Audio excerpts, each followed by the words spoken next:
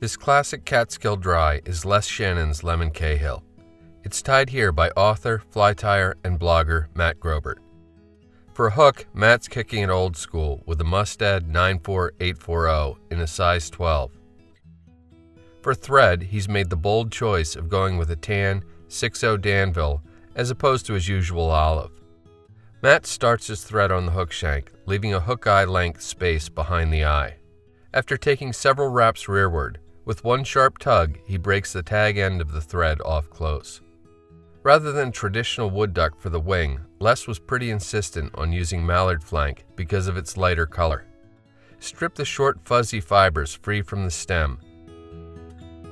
Then with fine tip scissors, snip the stem to remove the very tip of the feather. Fold the fibers on either side of the stem on top of each other to form a single bundle.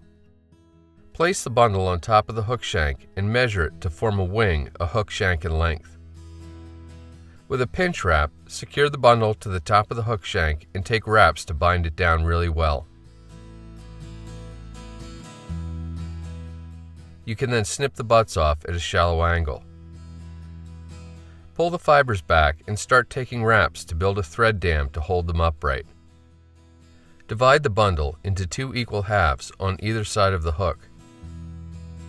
Make cross wraps to separate them further.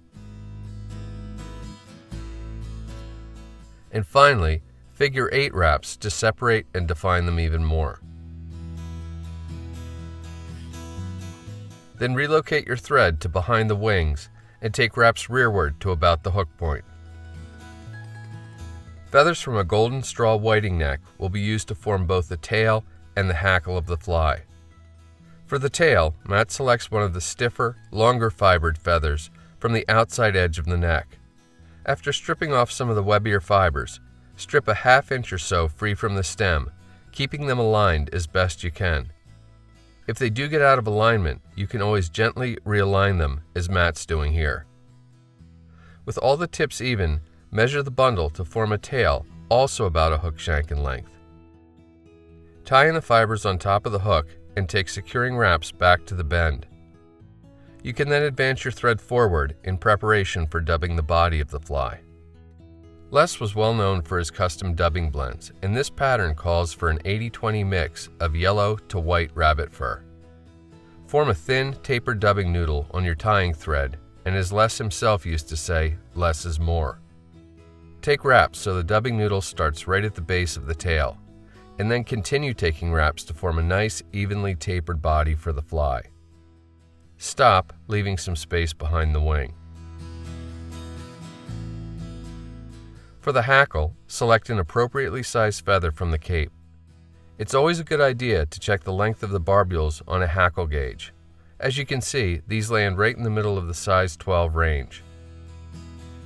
Break or snip off and discard the webby portion of the feather. Strip a 1/4 inch or so of barbules from either side of the stem. With the shiny or front side of the feather facing forward, place the stem across the top of the hook.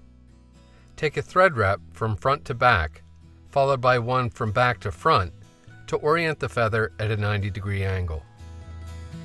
Then take wraps rearward to draw the butt end of the stem against the far side of the hook shank. You can then wind your thread forward to immediately in front of the feather. Get hold of the hackle with hackle pliers and begin making adjacent wraps back toward the wing. When you reach the front side of the wing, sneak the hackle under the hook shank to the back side and continue wrapping rearward until you reach the dubbing. At this point, start wrapping the hackle forward, zigzagging through the already wrapped fibers as you go.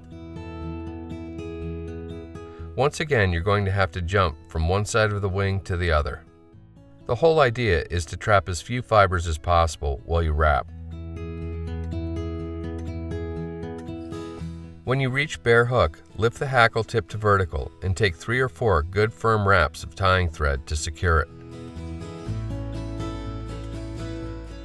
With fine tip scissors, reach in and cut the remainder of the hackle off close.